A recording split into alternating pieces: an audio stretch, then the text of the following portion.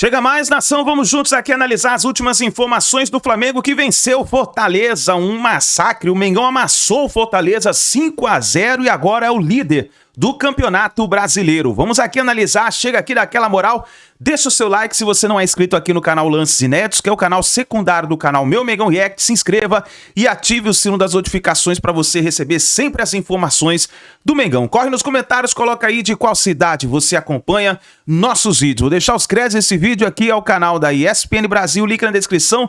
Bora para as notícias do Flamengo. Chegou a hora do Brasileirão com goleada histórica. E histórica do Flamengo para cima do Fortaleza. Que passa com Fortaleza, amigo? Vamos ouvir então personagens dessa vitória maiúscula do Mengão para cima do Lion. Vamos lá. Conquistamos os títulos que estavam em jogo até esse momento. Estamos vivos em todas as competições. Passamos na Copa do Brasil, passamos na Libertadores. No momento, como você falou, lideramos o Campeonato Brasileiro. Melhor saldo de gols, né? Não sei se é a melhor defesa. Reforça ainda mais a convicção que eu tenho e no que eu acredito sobre a minha ideia, sobre o que eu acredito no que a equipe precisa para chegar mais perto de conquistar os resultados que a gente precisa para ser campeão. Então isso indica que estamos no caminho certo, que estamos fazendo as coisas certas. Superamos adversidades, barreiras aí nesse caminho e fizemos um primeiro semestre excelente. E agora, depois de muito tempo, depois de 2 meses e meio, eu vou ter um dia livre. Isso tem que dar valor. Neste momento no es un momento que nos tengamos la mente y nuestra cabeza en condiciones de tomar ese tipo de decisiones.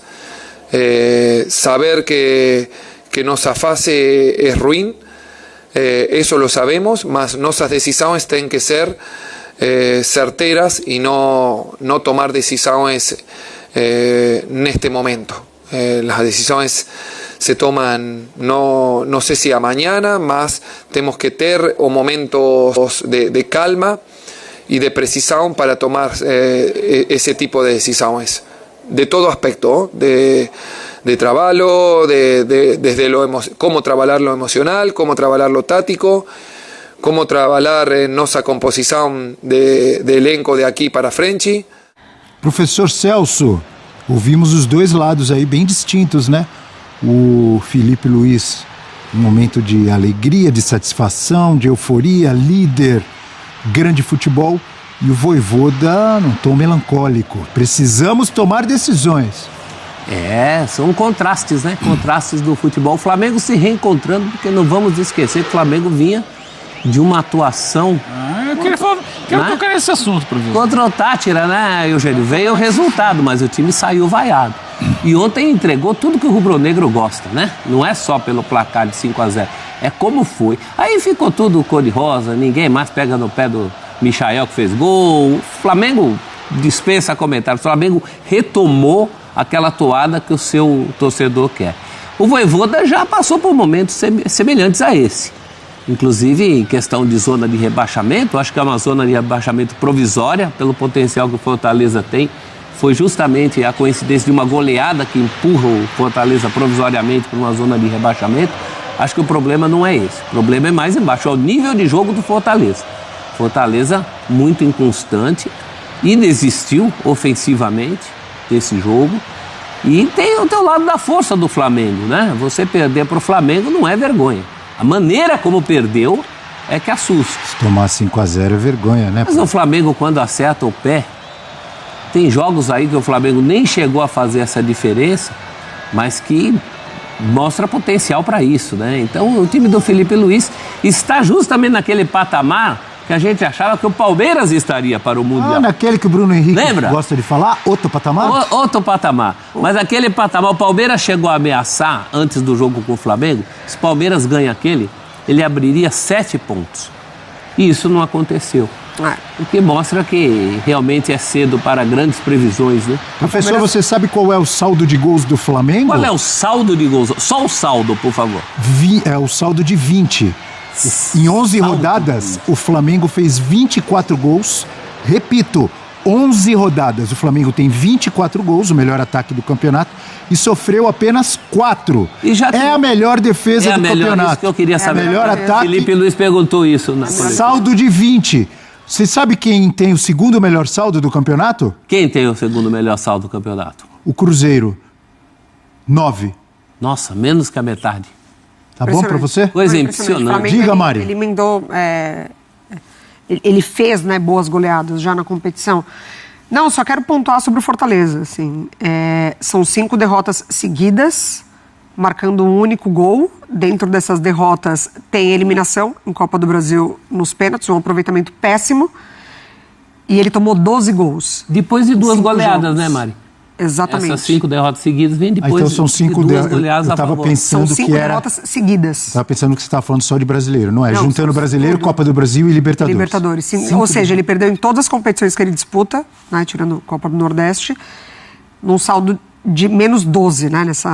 Saldo de menos 11 porque ele fez um gol, nessa sequência péssima do Fortaleza. Desde fevereiro, ele não conseguiu emendar mais de 2 vitórias a sequência.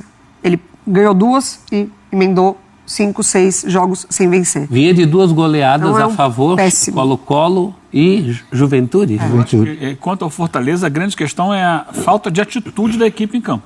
Não, é um time que... Entregue. É um time entregue. E não foi só no jogo de hoje, Não. de ontem, né? Não só no jogo de ontem. Tem sido assim em vários jogos. A gente olha o Fortaleza, outro dia perdendo em casa para o Cruzeiro, né? O primeiro tempo que o Fortaleza olhou o Cruzeiro jogar. Olhou.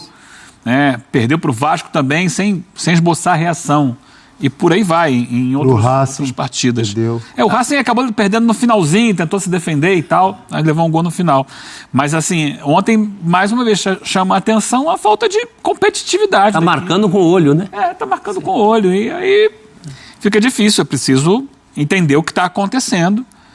A gente já falou aqui várias vezes sobre o elenco envelhecido que tem o Fortaleza, né? Quase todo mundo acima de 30 anos. Você soma isso a um calendário muito puxado, deslocamentos difíceis. Agora, por exemplo, o Fortaleza foi de Porto Alegre, de Buenos Aires direto para o Rio. Não voltou em casa, né? Saiu de um jogo de Libertadores para jogar com o Flamengo no Maracanã, não voltou em casa. Talvez esteja num clima assim de pré-férias, né? Ele sabe que vai parar o campeonato, aí dá uma relaxada e... Só que não pode, né? O Fortaleza é muito grande para isso. E a gente sabe que tem qualidade. É preciso dar um freio de arrumação lá, ver o que está acontecendo. Imagino que vai se mexer muito na janela de transferências, mas tá difícil. É o momento de entender por que um time que sempre foi muito competitivo deixou de ser. Essa é a grande questão. E você falou em pré-férias, já no lado do Flamengo é pré-mundial. Pré-mundial. Sobre o Flamengo, Abel, primeiro eu queria falar o seguinte, sobre o primeiro gol, a Mari agora há pouco ela destacou, né, o passe do Léo Ortiz. Camisa 10 da zaga? Vamos lá. Ontem na transmissão, meu amigo Villani falou assim, o Zico disse que o Léo Ortiz é o camisa 10 da zaga. Eu não sei quando foi que o Zico falou isso, e falou com muito mérito e o lugar de fala maravilhoso, claro. Que é o Zico. O Zico não tem explicação, figura sensacional. Aliás, um abraço pro Júnior. O filho do Zico foi meu vizinho lá no Rio de Janeiro e está sempre vendo a gente, grande Júnior. O Júnior é o do Só do Sapatinho? Não, esse outro, é o Bruno. Esse é o Bruno. É o Bruno, né? O Júnior é o que torce pro Guarani. Exatamente, torcedor do Guarani, de verdade. De verdade, torcedor do Guarani. E que organiza um samba maravilhoso lá no CFZ. E que é o organizador do...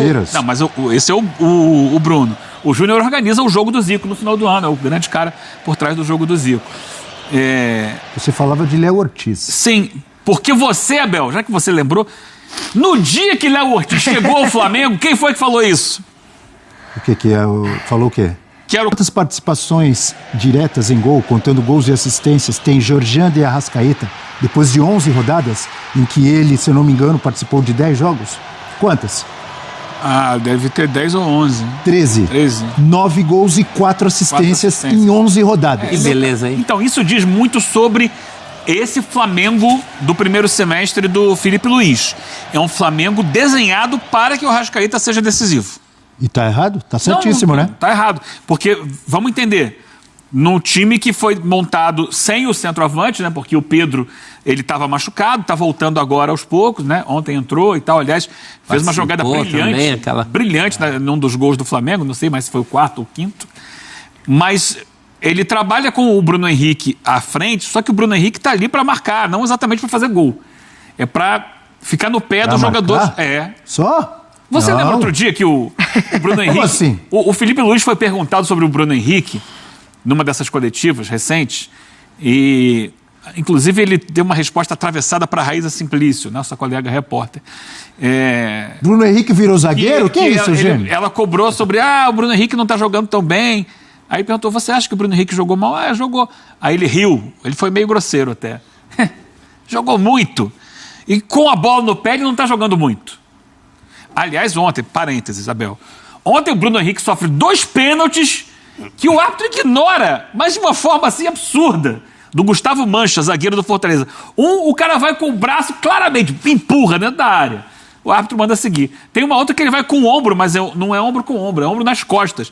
Dá um chega pra lá, um empurrão no Bruno Henrique, e o árbitro segue. Aí tem uma jogada no ataque que o Tinga, a mesma coisa, ele vai atropelar o jogador do Flamengo e ele dá falta.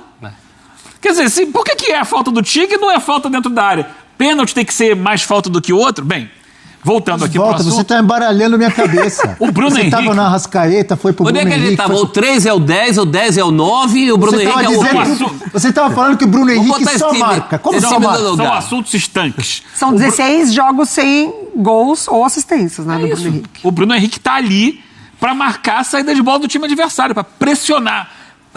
Por isso que eles foram contratar quando o Flamengo tiver com a bola... Claro. Então, quando o Flamengo está com a bola, ele abre espaço para a infiltração do Arrascaeta.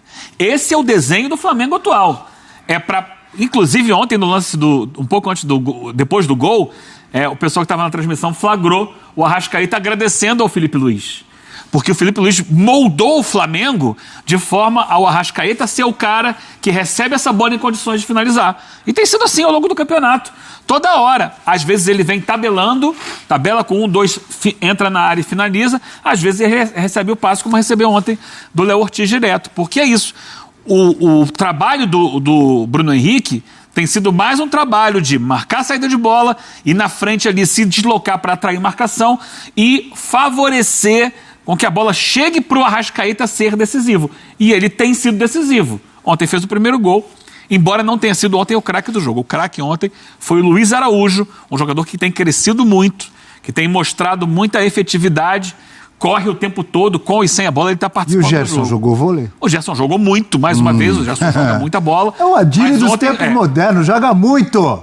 Mas ontem, o melhor em campo, eu não gosto muito de ficar estabelecendo isso, mas o jogador que mais se destacou, para mim, foi o Luiz Araújo.